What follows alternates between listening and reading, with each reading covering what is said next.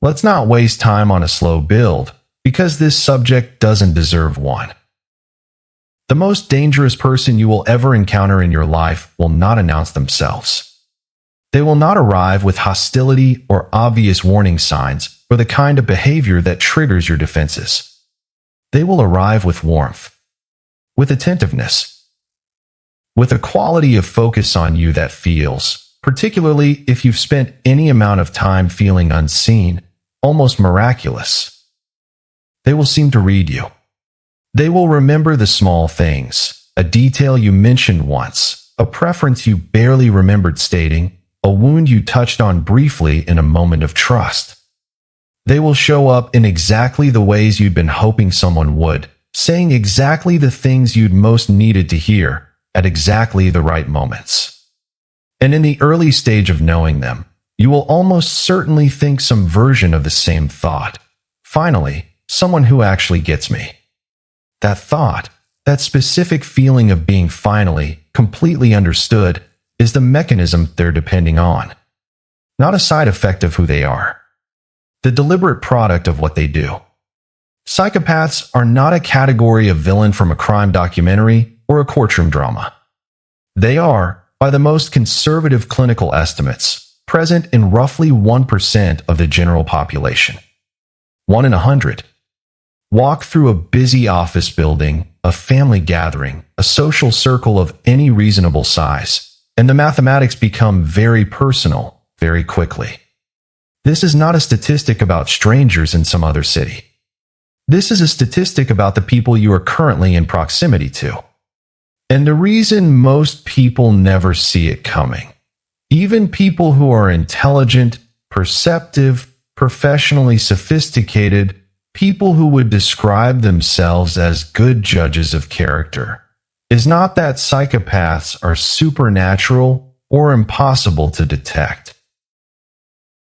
It's that they are specifically, deliberately, practiced at occupying the blind spots that exist in ordinary human perception. They understand how trust works. They understand how intimacy develops. And they exploit both with a precision that most people, operating from genuine emotion, are simply not equipped to recognize until after the damage is done. What follows are 5 specific behavioral signs, not abstract psychological definitions, but observable, real-world patterns that show up consistently, and that, once you understand the mechanism underneath them, become significantly harder to miss. Sign 4 is the one that almost nobody prepares you for. Because it doesn't look like danger. It looks like love. Why psychopaths are so consistently invisible before the 5 signs. It's worth spending a moment on the question of why. Given that psychopathy is not particularly rare, most people never see it coming until they're already deep inside the experience. The answer has less to do with the psychopath's skill, though that is real, and more to do with a feature of how healthy human cognition operates. People who are capable of empathy tend to extend it as a default. When we observe behavior, we run it through our own internal emotional logic. If I did that, what would it mean? And then we attribute similar meaning to the person in front of us. This works reliably, in most contexts, because most people operate from roughly similar emotional architectures. The psychopath operates from a fundamentally different architecture. Not a damaged or broken version of the normal one, a genuinely different one, in which empathy is absent not as a loss, but as a condition. When you run their behavior through your own emotional logic, you get explanations that make sense to you, but don't reflect what's actually happening. You assume the warmth is genuine because your warmth, when it looks like that, is genuine. You assume the concern is real because your concern, when it presents that way, is real.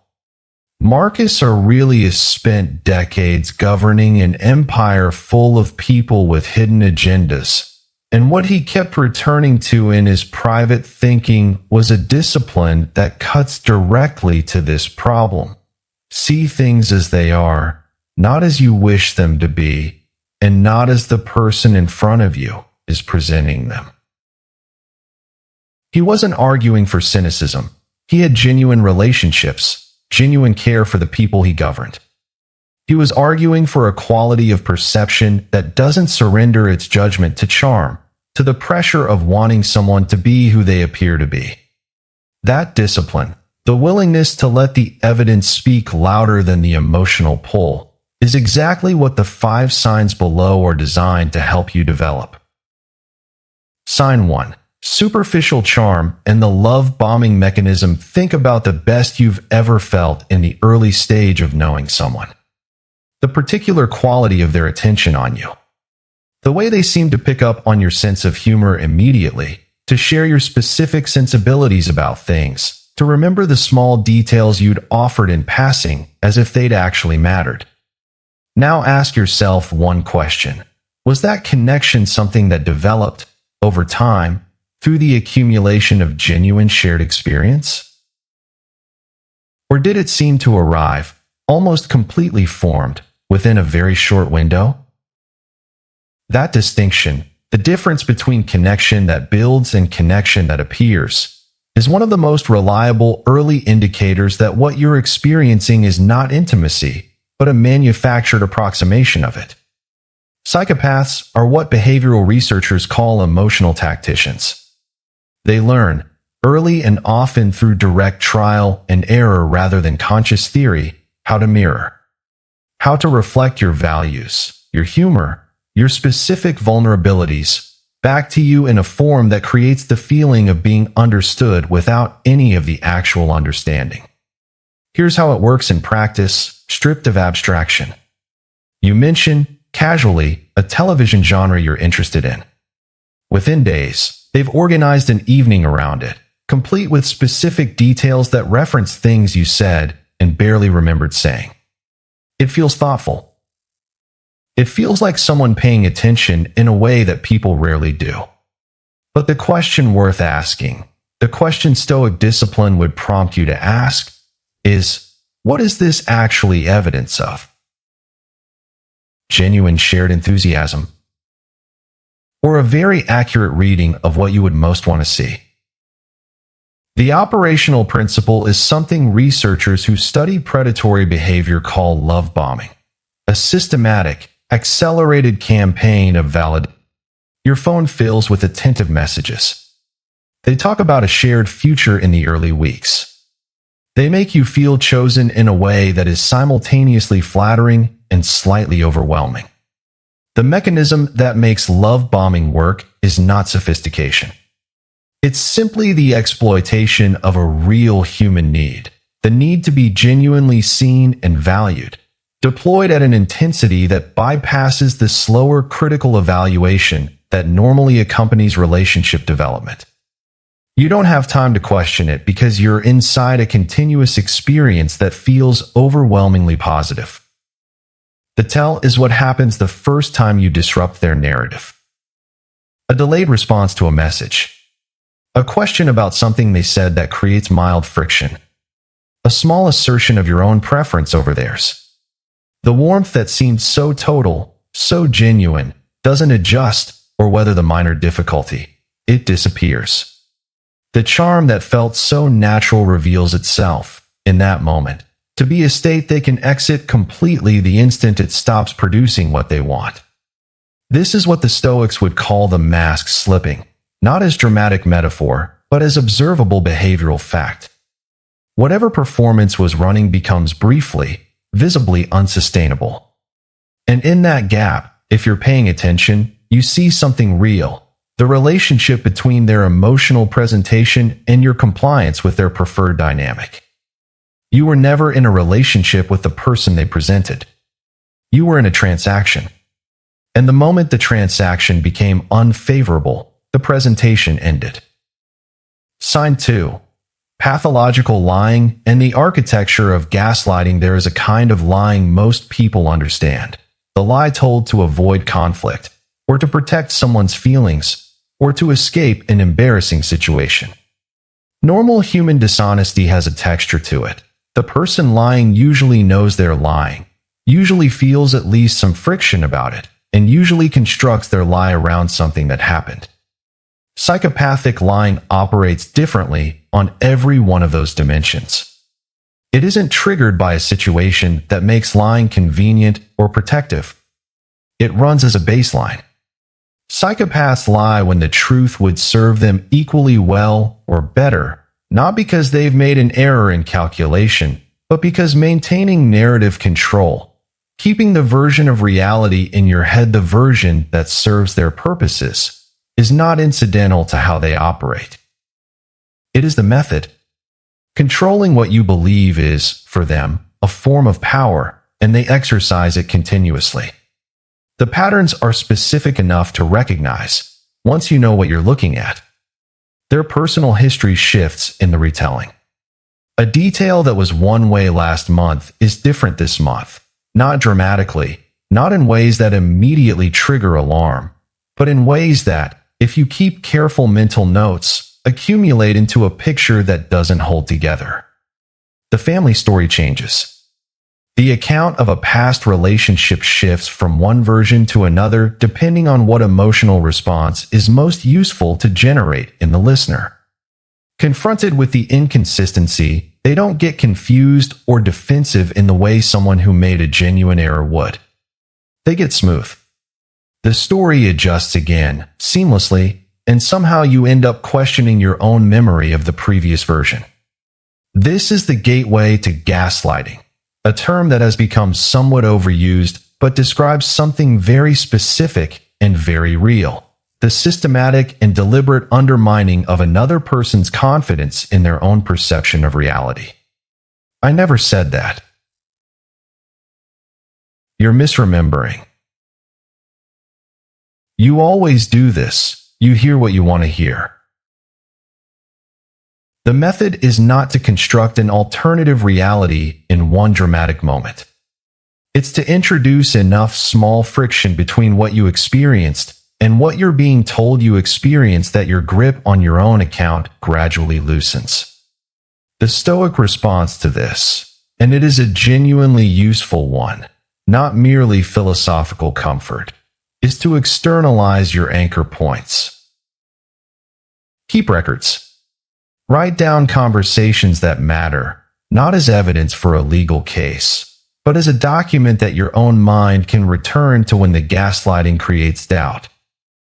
Seneca observed that we suffer more often in imagination than in reality, and the specific suffering of gaslighting is that it colonizes your imagination with the gaslighter's version of events, displacing your actual experience.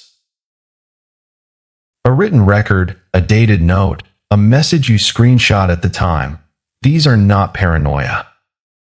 They are Stoic discipline applied to the protection of your own epistemic ground.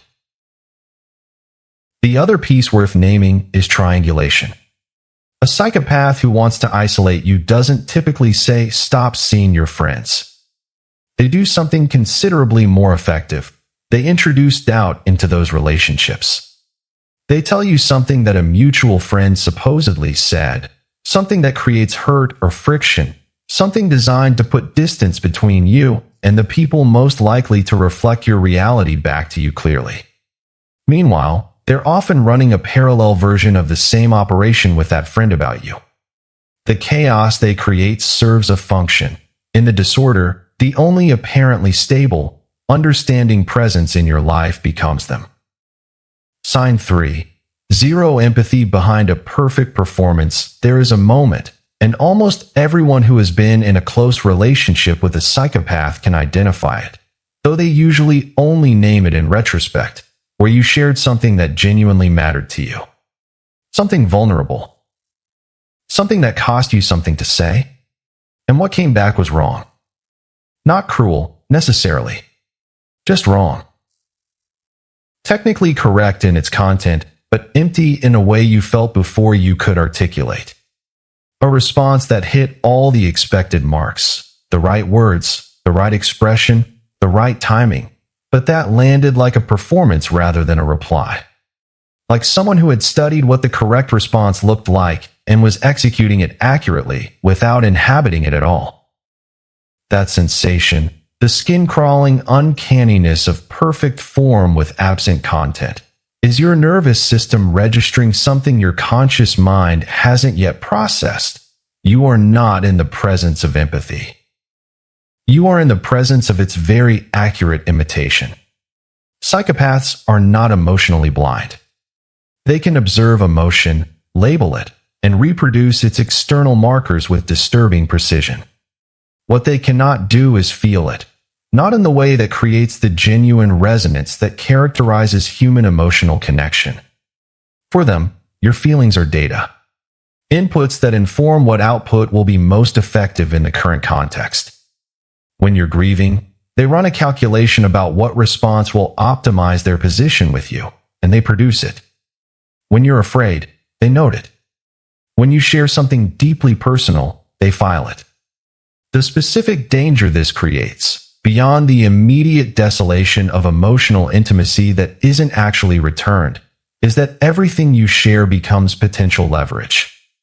The vulnerability you offered during a late-night conversation, the secret you disclosed because you thought you were finally safe enough to, the fear you named out loud for the first time, all of it is stored. Not with the care that would accompany a genuine relationship. With the particular attention of someone maintaining a database of your specific pressure points. Seneca wrote that we suffer more in imagination than in reality, but in this context, the opposite problem applies. The imagination fills the empathic gap with what we wish was there. We interpret the functional response as genuine care because we want it to be genuine. We make meaning out of form because we're used to form being connected to content. Stoic clarity, here, means the specific discipline of watching the pattern over time rather than evaluating each response in isolation. Ask not whether this one exchange felt right, but whether, across your history with this person, you consistently feel genuinely seen after sharing something real, or whether you feel, in some way you haven't been able to name, subtly more alone. Sign 4. The parasitic lifestyle and how it stays invisible. This is the sign nobody warns you about in the way it actually needs to be warned about. Because in the framing most people encounter, the parasite who takes your money, your time, your resources, the description makes it sound obvious. It sounds like something you'd notice. You don't notice. Not in real time. Not when it's a psychopath executing it. And the reason is architectural. The extraction doesn't begin with taking. It begins with giving you something you genuinely needed, giving you the sense of being understood and valued and chosen that we described in sign 1. By the time the taking begins, you're operating from a deep enough sense of connection and obligation that each individual request lands in an entirely different emotional context than it would have if they'd arrived as strangers asking for the same things. A borrowed car becomes a car that's regularly used. A temporary stay extends into months. A loan for an emergency that was genuinely urgent at the time becomes a pattern so gradual that you can't identify the moment it became a pattern. Each individual step is small enough to absorb. Each has a justification that's plausible in isolation. And because you've been invested from the beginning, because you've already given significantly of yourself, emotionally and practically, the psychology of sunk cost operates in their favor. You've already been so present for this person. Surely they'll reciprocate eventually. They won't. Not because they've forgotten. Because in their internal accounting, your generosity does not create an obligation. It confirms their access. The debt they recognize running between you and them flows in the opposite direction from the one you're tracking. I want to describe someone I'll call Elena, because the arc of this is easier to understand through a specific case. Elena was professionally accomplished, warm, and had been through a significant loss that had left her, for a period, more open to connection than she might otherwise have been. She met someone who responded to everything she offered with what seemed like genuine reciprocity. Enthusiasm about her work. Care during a difficult week. Investment in the relationship's future. Over the following months, the footprint of his presence in her life expanded incrementally. Financial requests, always with specific and reasonable explanations. Time demands that gradually crowded out other relationships. A slow erosion of the boundaries she'd had in place. Each erosion presented as evidence of how close they'd become, how much she trusted him, how much their relationship was worth protecting. By the time Elena began to see the shape of what had happened, she was significantly financially depleted, socially isolated from the people most likely to reflect her situation back to her clearly, and deep enough inside the cognitive dissonance of the experience that extracting herself required sustained effort rather than a simple decision. Epictetus made an observation that is directly applicable here. The person whose needs are unlimited will never be satisfied by what you give them, because their hunger is not for what they're asking for. It's for the control that asking provides. You cannot outgive that appetite. You cannot love someone out of it. The Stoic discipline is to see that clearly, not to harden your heart to the world, but to recognize that this particular generosity is not landing anywhere that will make it worthwhile. Sign 5. Impulsivity, chaos, and the refusal to ever be responsible by the time you're watching this and applying it to someone specific. You may have already noticed something about their relationship with consequences. They don't seem to fully land. Things go wrong, sometimes significantly wrong, sometimes repeatedly, and the story that emerges afterward is always, with remarkable consistency, a story in which the wrong thing that happened was something other than their choice. The investor backed out. The employer didn't appreciate what they brought. The relationship ended because the other person was controlling or didn't understand them or wasn't ready for someone like them. The financial situation deteriorated because of factors that were entirely external. Listen to their account of their own history, and you will find a trail of significant disruption and a narrator who appears nowhere in it as a cause. This is not ordinary self-protection or the normal human tendency to cast ourselves in a favorable light. It's a more fundamental relationship with accountability, or rather, the absence of one. Psychopaths don't experience guilt the way you do. The internal friction that makes most people, even people who've done genuinely harmful things, eventually reckon with their impact. The discomfort, the sleeplessness, the gradual pressure of knowing you owe someone something, doesn't operate for them. Their internal experience after causing harm is functionally identical to their internal experience before causing harm. Which means they're not learning, not adjusting, not developing towards something better. They're just moving to the next available resource. What makes this sign particularly corrosive when you're inside it is that their version of events, delivered with such consistency and apparent conviction, will gradually make you question your own read on the situation.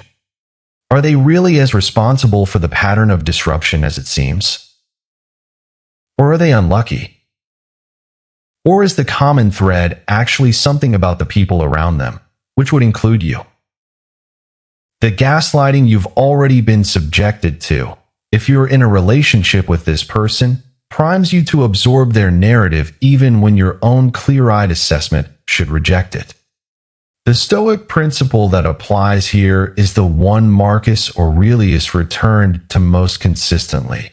You cannot govern the world outside yourself. You can govern your response to it, your judgment of it, your choices within it. Someone who operates in permanent external attribution, for whom every outcome is someone else's doing, has abandoned that discipline entirely. They have exiled themselves from the only arena in which genuine growth is possible. You cannot help them back into it. And the cost of staying close enough to try is paid entirely by you.